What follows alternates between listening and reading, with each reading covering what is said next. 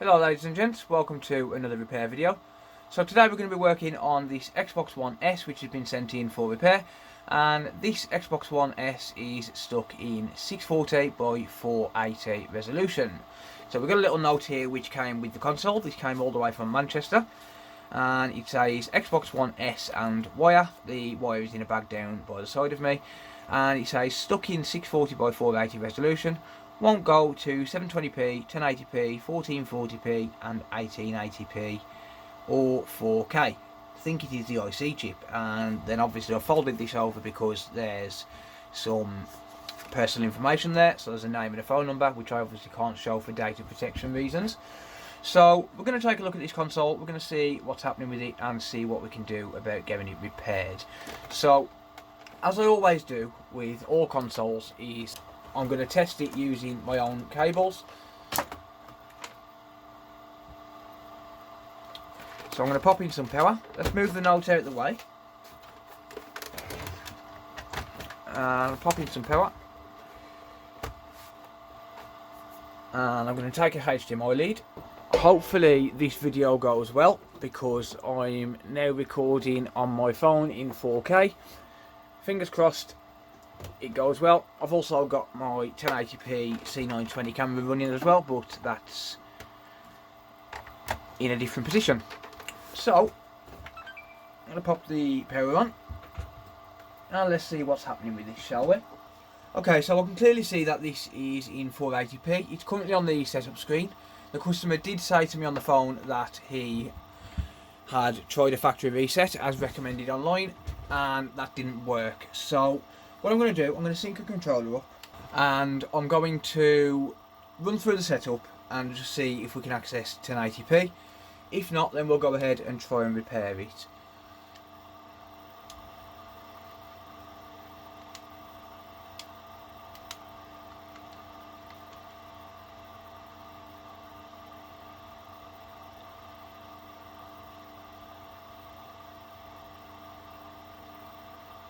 Right, okay, so straight away then, that's gone into 1080p, and then the screen's gone off. So that's telling me that there's definitely a fault. So what I'm going to do, I'm going to unplug it, plug it back in. Let's turn it back on. Let's see if it goes back into 1080p, and if not, then I'll go ahead and do a disk drive plus power button reset, just to reset the resolution. And nope, that is not going to turn on. Let me make sure by turning on the screen manually.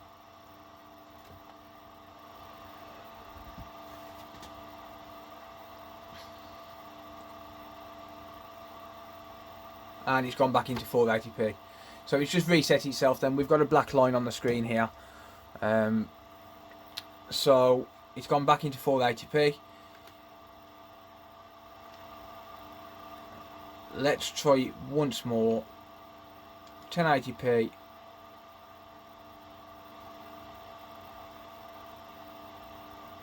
And the screen goes off. Okay, I have definitely seen enough there, so let's go ahead and get this thing taken apart. And let's see what we can do about actually getting it repaired, shall we? Okay, so taking a quick look, the HDMI port looks absolutely perfect. So I'm going to try and zoom in, and we can clearly see there that there's absolutely no damage at all to that HDMI port. It's absolutely mint. So this is definitely going to be an issue with the circuit itself. So let's get it apart, and the good news is, I'm the first one to be taking this apart. The warranty sticker is perfectly intact. So let's void that warranty and let's get inside this console.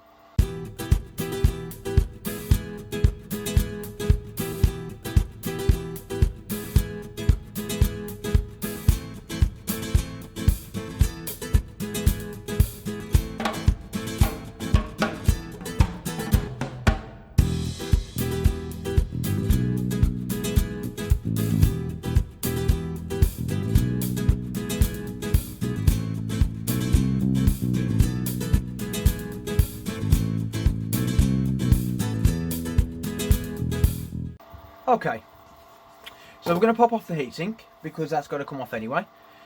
Reason for that, purely because it's going to need a clean, and I won't put this back together without it being cleaned out. So I'm going to pop off the heatsink anyway, and we can actually do this repair without taking this console out of the chassis, but just for the sake of simplicity, I understand that a lot of people are not going to be as experienced as I am with these repairs, so just for sake of simplicity I will do it out of the case like a normal person.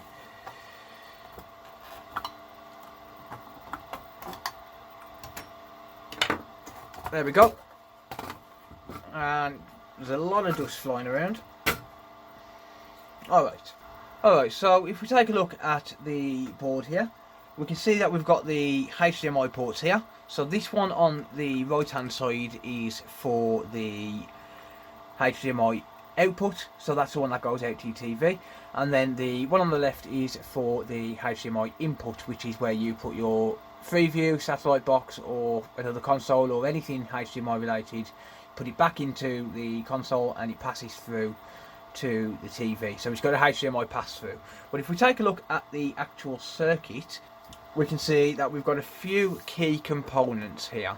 So one of the key components is of course the HDMI port itself, and on an initial inspection I would say that that HDMI port is probably good. We've already taken a look inside the port itself and no pins look damaged, and looking at the pins on the back of the port itself, they look absolutely fine too.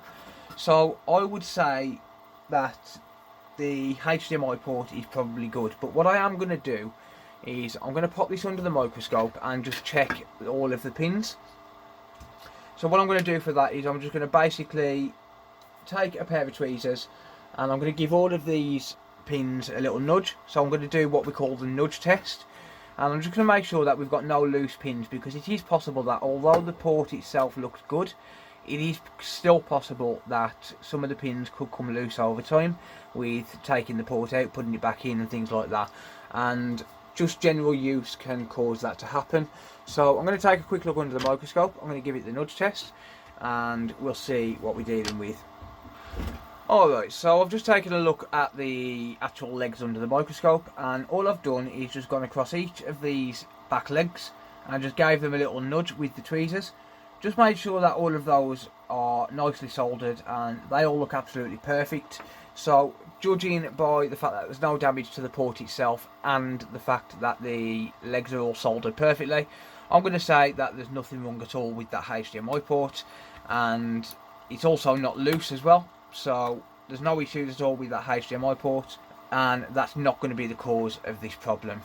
Okay, so if we carry on down the circuit, we follow these traces here, and the next components that we come to along the line are going to be these little components here. Okay, so these little components here are called EMI filters, and what these do is they take the HDMI signals and they filter out any unnecessary noise before it passes on to the HDMI port and before it goes out to your TV or monitor.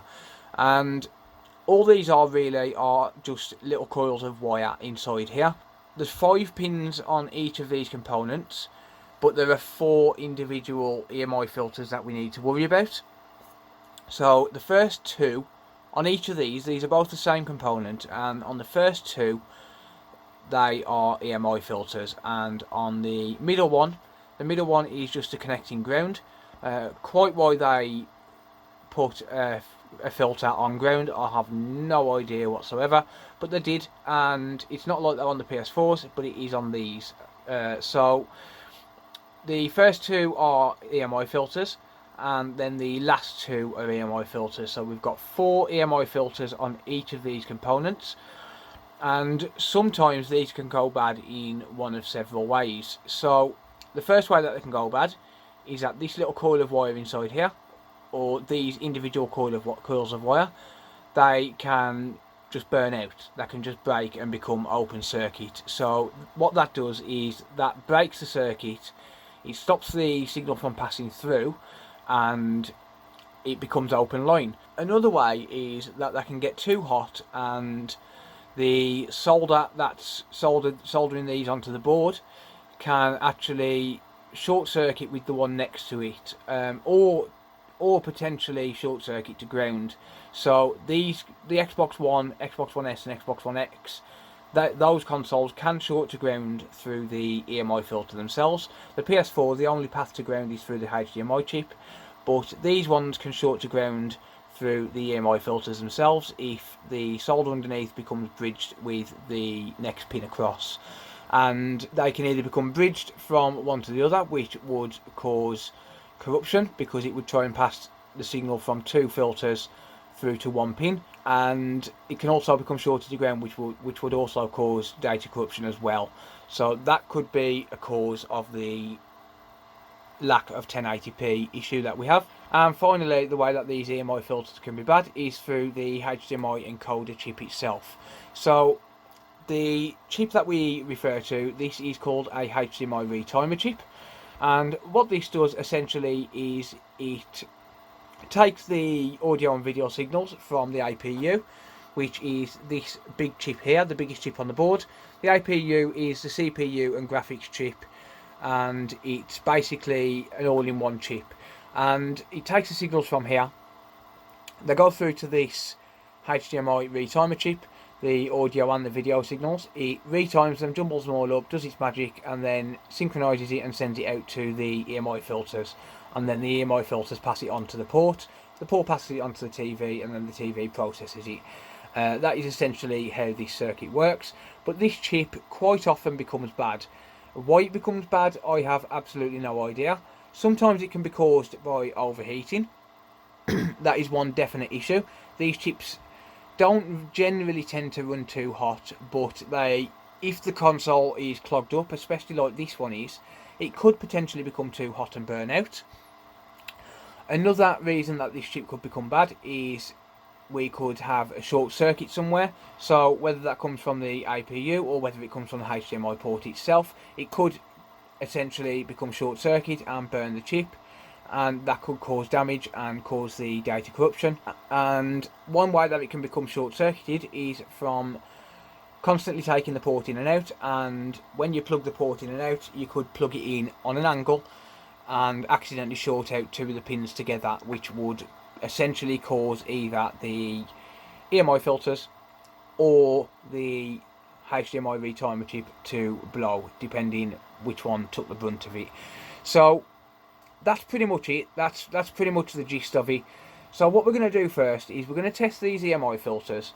Then if these are testing fine, then we've got a little circuit here with some more filters and resistors here.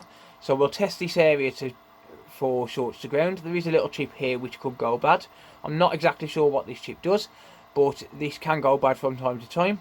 I've never personally come across it myself, but it can go bad occasionally, and like all circuits, they can become short circuit or they can just die for no reason. So we could have an issue with this little circuit here, but if it's not these EMI filters, it's definitely not the port. So if it's not the EMI filters and it's not this little circuit here, then most likely it will be down to this HDMI encoder IC, the retimer chip. Very unlikely is it going to be the APU, because if it was the APU, we'd have probably experienced different symptoms. If there was a short on the APU, we probably would have got a turn on, turn off scenario, or it would have just not turned on at all. Kind of like the blue light of death on a PS4. So the second step that we're going to do to test, obviously for step one was the HDMI port. Second step is going to test these. Then we'll test these as a third step, and then the final test will be just to change this chip. And that is going to be obviously if everything else checks out. So the HDMI port checks out. So now we're going to check these EMI filters, and the way we're going to do that is we're going to pop a multimeter into continuity mode.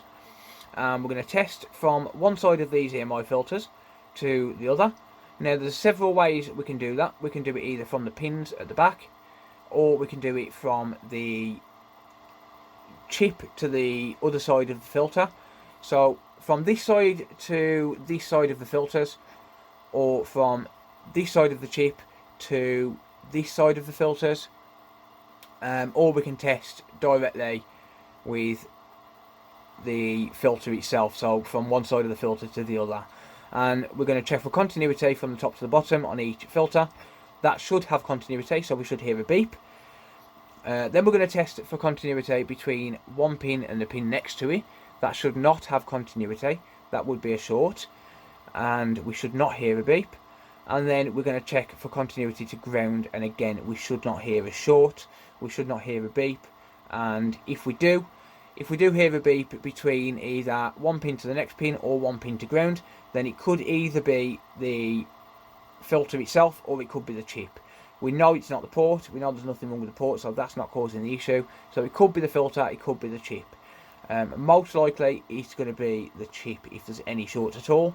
But the easiest thing to do, if for example we do get a short on one of these filters for any reason, the easiest and quickest thing to do would be to take off one of these filters, because it's a lot easier, a lot quicker and a lot safer to take off than it is to take off this HDMI Retimer chip. So that's going to be the next steps. So I'll zoom in a little bit as much as I possibly can, and we'll get these tested, shall we? Right, so unfortunately I didn't realise because my monitor was turned off, but my main PC, the secondary camera but with the main microphone, run out of space and OBS stopped recording pretty much as soon as I started recording. So unfortunately the audio for the first 10 minutes or so is going to be pretty poor, because that's going to be through phone audio. Hopefully it's a bit better now. I've freed up some space and fingers crossed the audio is a bit better. What I planned to do was I planned to resync the audio once I'd finished the video during production. So during editing I was going to resync the audio and use the lavalier audio with the 4K video. But yeah, it's just one of them. I didn't realise until I started transferring files from my phone, because I'd run out of space on my phone. So anyway, let's go ahead and start testing this, shall we? What I'm going to do first of all is I'm going to test these EMI filters and see and make sure that these are all good. So I'm going to start with, I've got the multimeter in continuity mode, so that's the mode that goes beep when we complete the circuit. So I'm going to start testing these, and what I'm going to do is I'm going to test from the top of the EMI filter to the bottom and just make sure we have continuity. Okay, so we have continuity on the top pin to the bottom pin. Do we have continuity to the pin next to it? We do not. How about ground? Okay, no continuity to ground. How about pin number 2? No continuity to ground. Pin number 3 will be. Pin number 4 and pin number 5 shouldn't be. Okay. So let's just test these ones for ground. Number 3 will be, but then the other two, no. Okay. So we've tested number 1. Let's test number 2. Good. And there's no short across the other pins. Good. No short across those.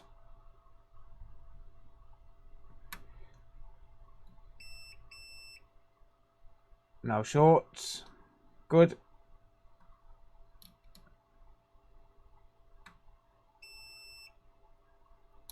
No shorts. Let's move on.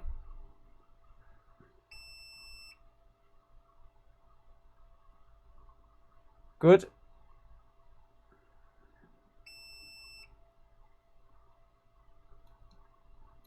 Good.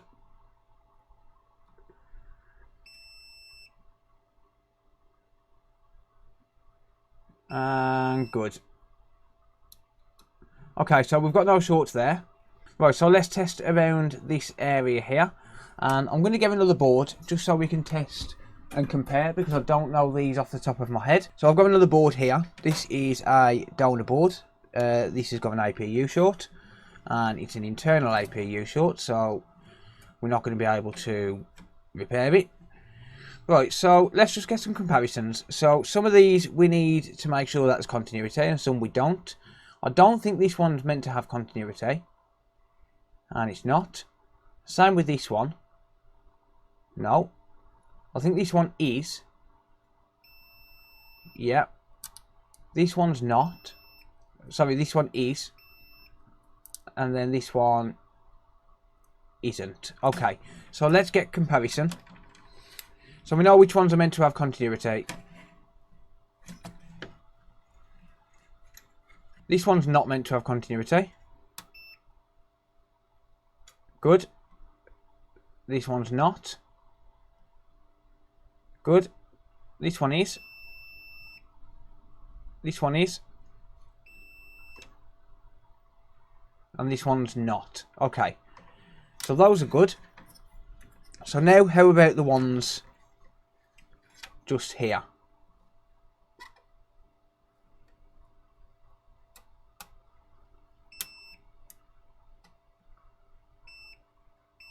So that one's got continuity. That one's not. That one's not. And that one has. So those two are meant to have continuity, those two are not. Because these two are actually capacitors, so these should have continuity to ground on one side.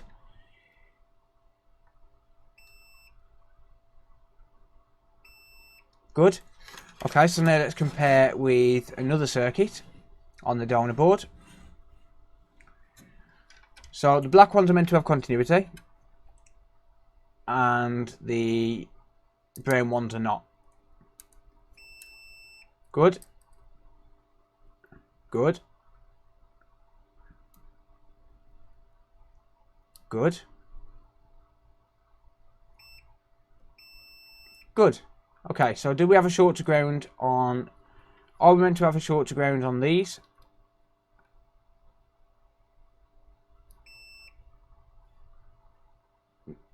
No, we're not. And these are meant to be shorted on the top. Okay, so do we have a short to ground on those?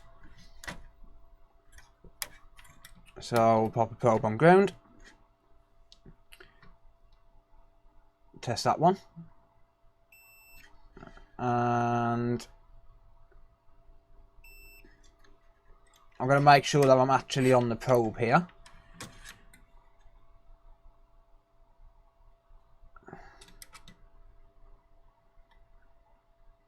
Good. And then these two, shorted to ground on the top, but none on the bottom. Okay, so what about these ones? We're not meant to have a short to ground. And this one, the other side will have. Yeah, okay. So do we have continuity across these? We do. And are we meant to have continuity across those?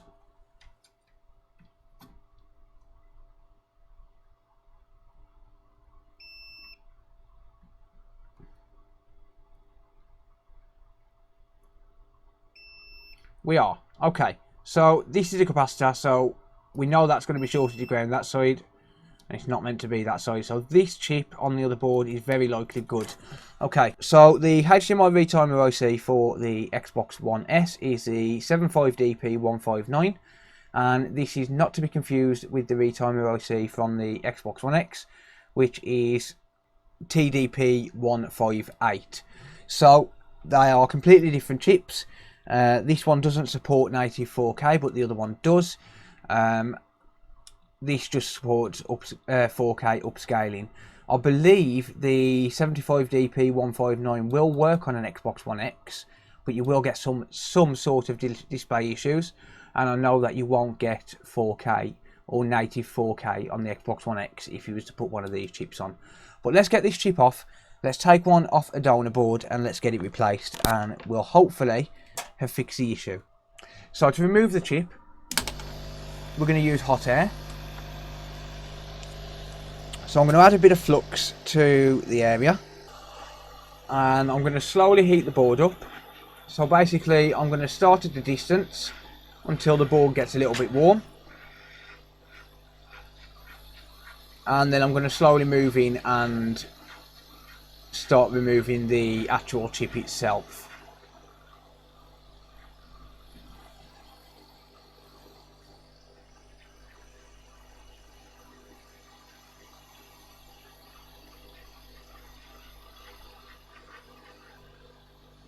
Okay, so that's fairly warm to the touch now. So what I'm doing here is I'm going to direct the heat away from the middle of the board because the RAM chips are fairly close.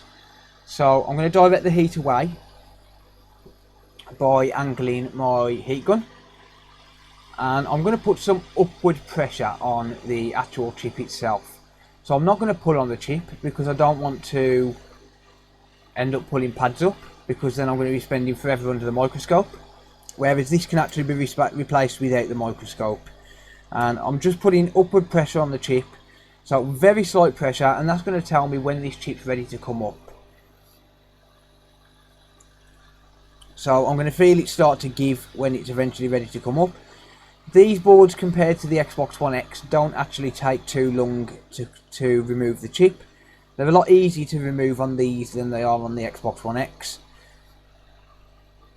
But now we've warmed the area up quite a bit, I'm going to basically hold the heat gun in place now and just wait for this to pretty much desolder from the board.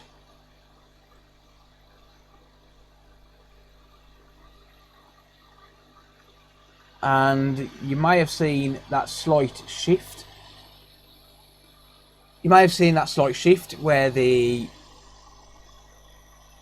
chip basically nudged out of position. That told me it was ready to come up,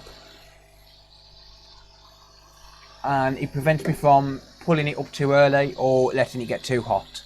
I'm going to take a chip off a donor board.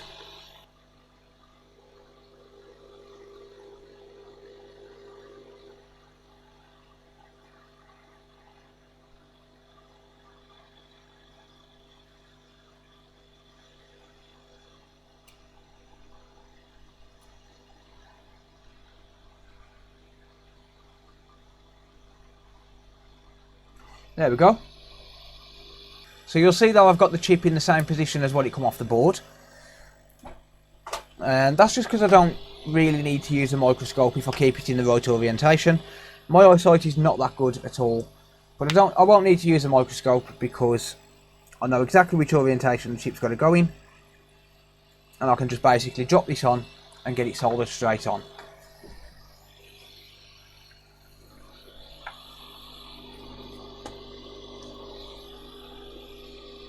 Okay, so we've still got a bit of warmth left in this board. So I'm going to drop the chip straight into position.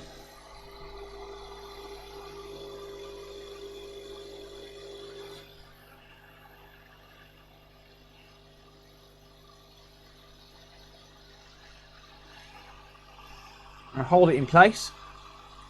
We don't need to worry that this is out of alignment at the minute. That's not really an issue, because once it's started to tack itself to the board, we can knock it back into alignment ourselves.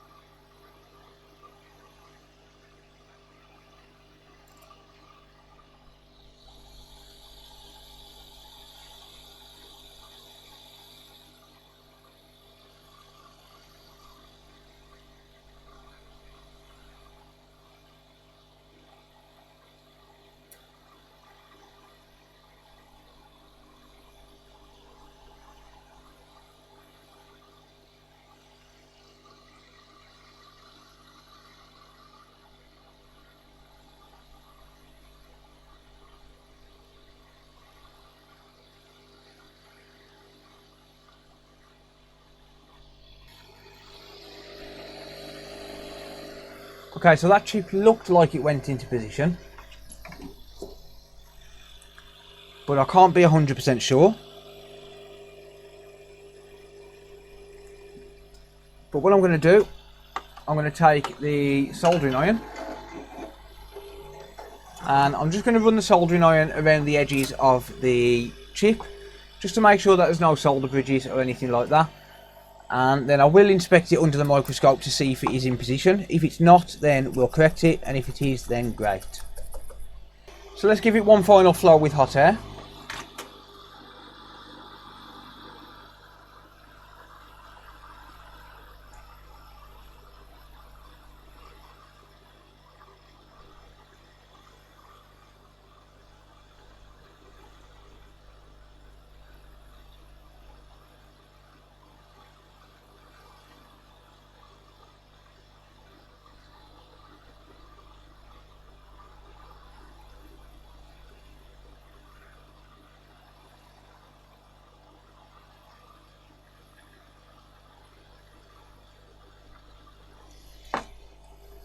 That's good.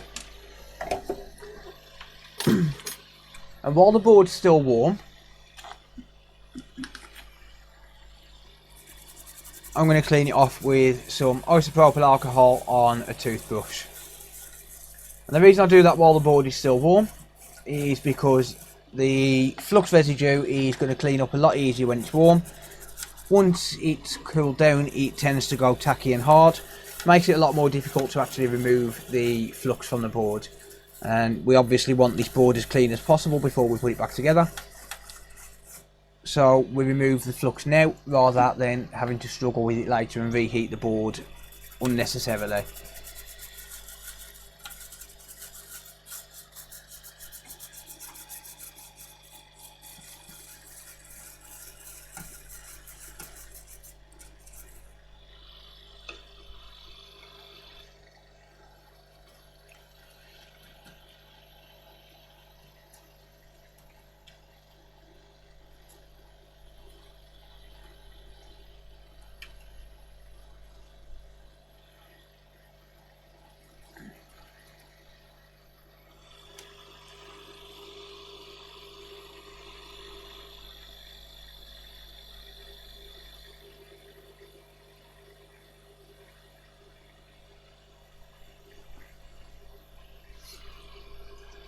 Okay, so what I'm going to do now is I'm going to inspect this under the microscope from all angles, make sure that all of those pins are soldered correctly, and if they are, then we'll get to reassembling this and testing it.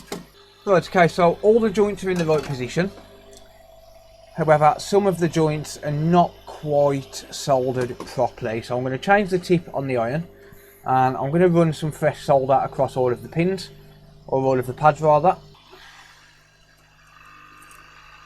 Alright, so add some flux to the equation, and with a bit of solder on my tip, I'm just going to run across all of these pins again and try and get a nice decent connection.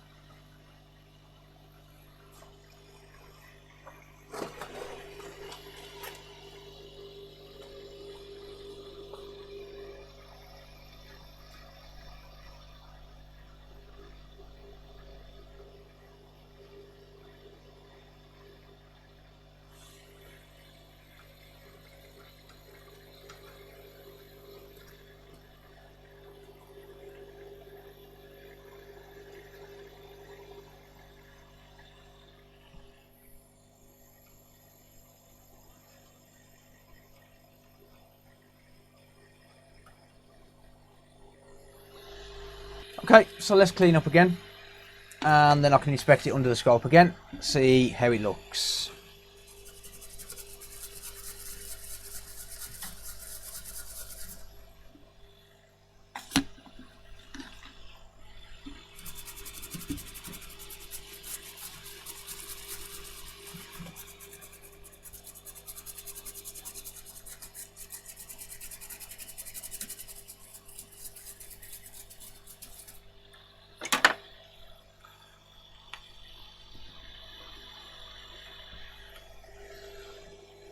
Okay, so let's just mop up. Make sure that we've got no residue on the edges of this chip, because otherwise it's going to stop me from seeing it. And now I'll inspect it under the scope. Okay, that looks absolutely fantastic. The port is perfectly soldered, no bridges, and we're pretty much ready to test. So let's go ahead and start to clean off the APU and get some fresh thermal paste on, and then we can get this reassembled. Alright, so let's get this board cleaned up and then we can put some new thermal paste on.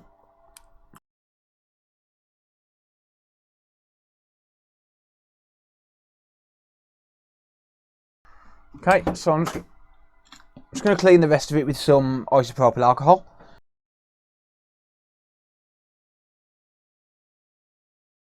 And let's just try and scrape away a little bit more of this paste. So I'm not putting any pressure on the APU here, I'm just rubbing against the thermal paste. I don't want to scratch the APU, I just want to get the thermal paste off. So there's no pressure at all going on this.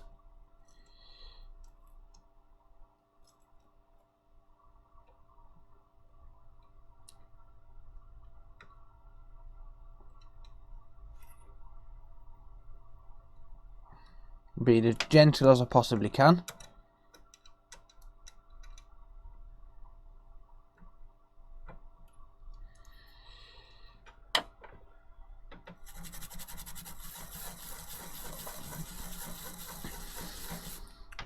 Okay, that will do it. It doesn't need to be perfect. Let's apply some fresh paste.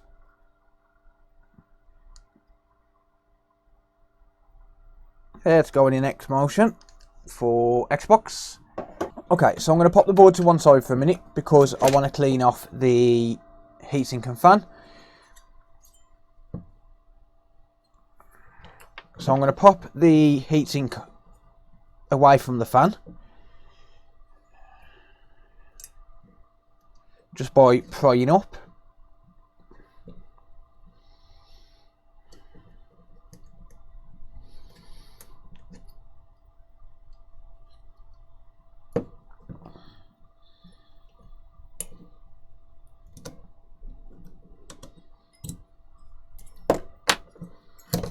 And then we can pull away like so. And I'm going to brush this down just using a simple paintbrush. Just get rid of any dust on the heatsink.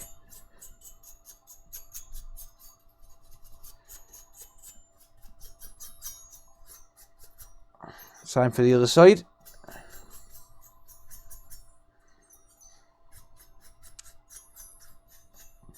And there we go, nice and clean. So let's pop the heatsink to one side and we'll do the fan. So I'm going to do the same for the fan and just brush out these fins. Just get the fan nice and clean.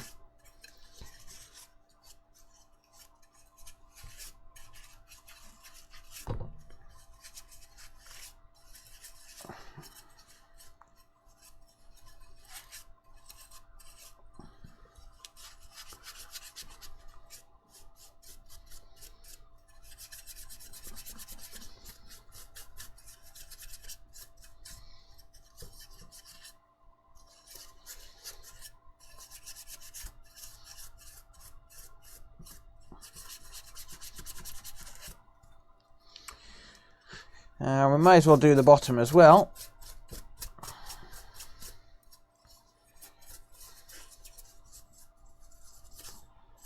Perfect. Beautiful.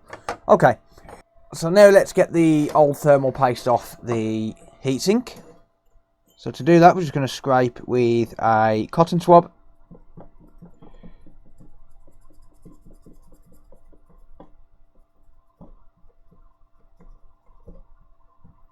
And you can see just how crusty that is. I'm putting on quite a bit of pressure on this. So it was due a service anyway. And obviously, every time I take a console apart, if it needs it, I will clean it. Regardless of what the console's coming for. I won't put it back together without cleaning it first.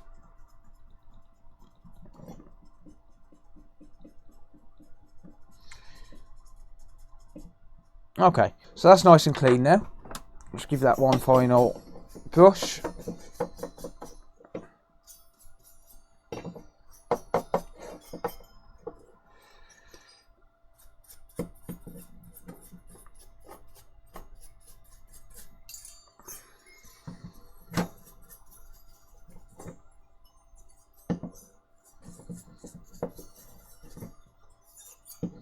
There we go. Beautiful. So now I'm just going to brush around the edges of the APU and the rest of the board. Just get rid of any dust that's on the board.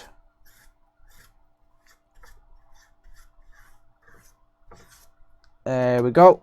Same for the other side. Might as well do it while it's out. There we go. Nice and clean. Okay. So now let's get the heatsink back on. The way this goes on is the overhang goes over the power regulation area. So it overhangs like that, so as it's closer to this end of the board. Let's flip that over and pop on the clamp.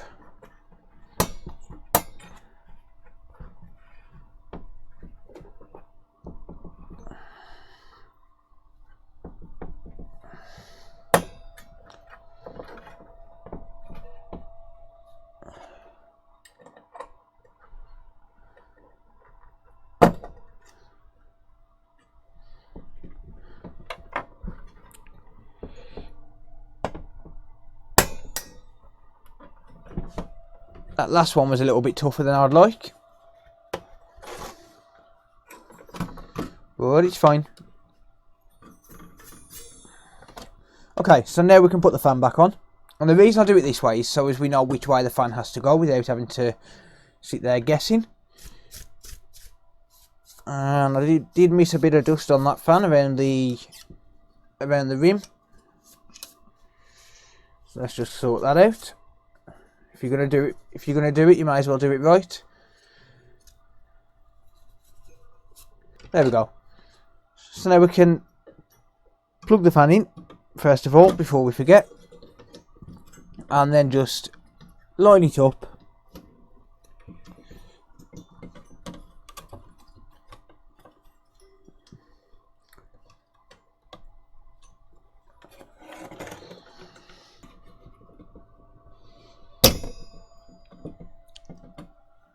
And there we go. So that's back on.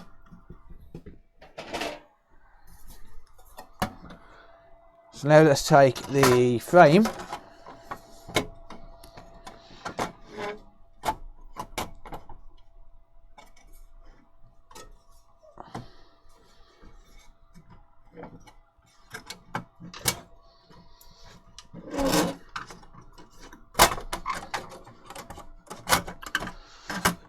we'll get that lined up just like so. And now, as I go along, I'm just going to brush off these components to get rid of any dust that might be lurking on them.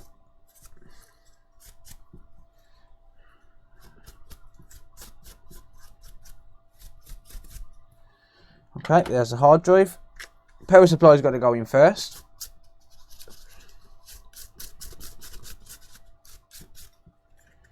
I'll just brush these down. I never take these power supplies apart. It can be quite dangerous. Okay, so the power supply is going to go in next.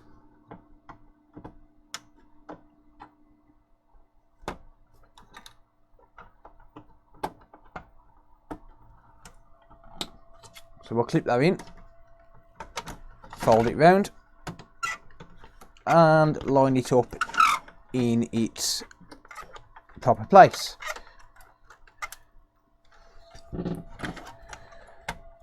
Okay, the disk drive has to go in next. So again, just pushing it down.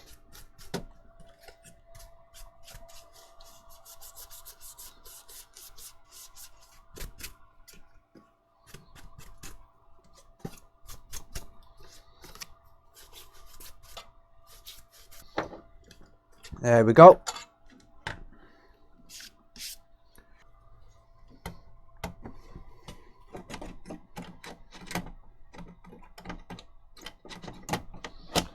So let's slot that in.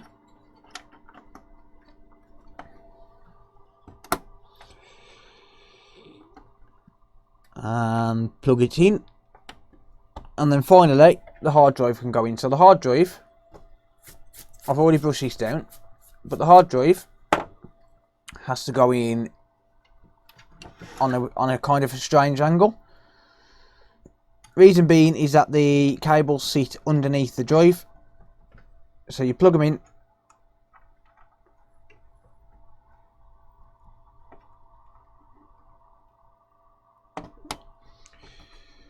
and then you can drop it down just like so. Okay, so now I'm just going to brush out the vent and underneath this case, just get rid of any dust.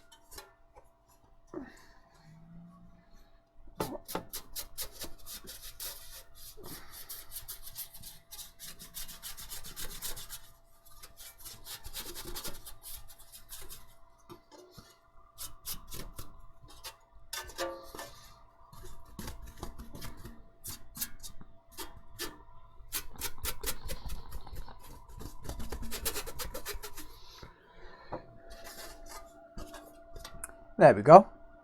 And I apologise for that cable being in the way.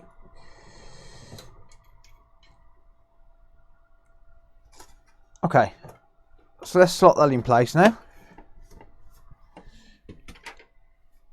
Let's take the front panel, and again, brush it down. Doesn't hurt. Doesn't take a second. Let's clip that in.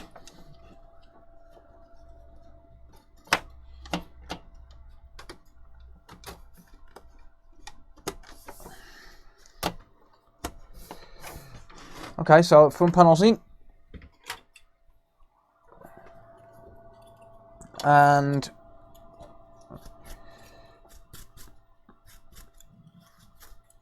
so is the Wi-Fi card. Right, we are ready for testing. So I'm not going to put the plastics back on yet, it's completely pointless until we've tested. So what I'm going to do, I'm going to take a HDMI lead, and I'm going to plug this into the side TV because my main monitor is sideways at the minute because of the camera position. So I'll plug it into the side TV. Okay, so let's take a power lead.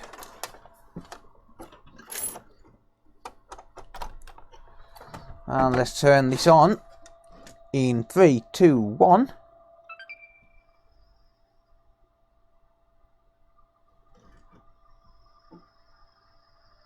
And now we're going to give a display.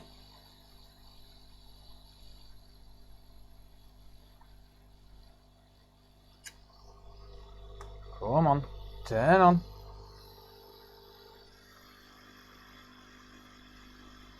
Yes, we have a display. Right, it looks like we're still in 640.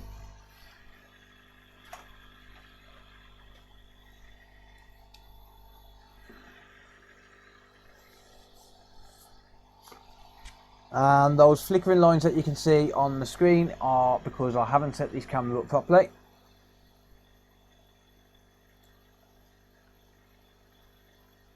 Right, let's see if we can get into 1080p. Yes! Yes! We got it. Oh, that's awesome. Fantastic. Right, so all that's left to do now is just to put this back together. And I'm going to have to set it up by the looks of it. So I'm going to run through the setup and then I'm going to reassemble everything and we can call it done. Okay, so 25 meg update, not a problem. That's just for the language pack. So now we're going to reboot. And there it is in its 1080p glory.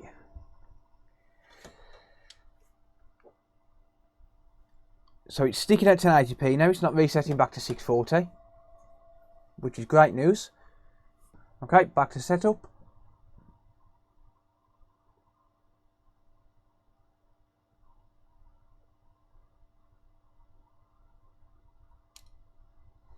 So I'm going to sign in with my own account and then I'll just delete it afterwards. Just so I can get through this setup. The customer told me that he's already tried the factory reset. I think I mentioned it earlier on in the video. That he already tried a factory reset, so he knows there's nothing on here. So data isn't an issue. He said he's got it all backed up anyway. It's logging into my account, which means that the internet is working, which is great.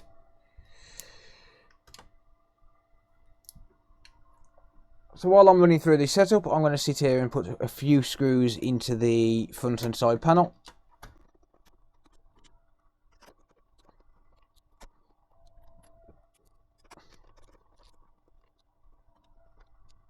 And that, my friends, is it.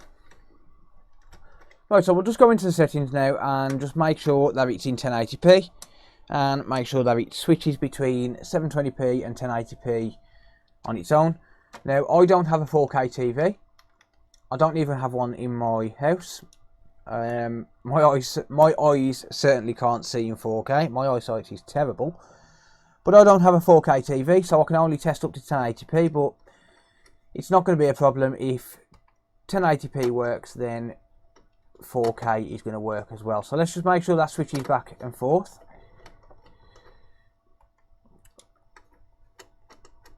Okay, so it goes to 720 and it goes to 1080p. Excellent. So that's all working. Let's just make sure it's picking up the hard drive properly. And there it is, 780 gig, which is the 1 terabyte. Excellent. And that, my friends, is pretty much it. So let's get this back together and then we can call this one done.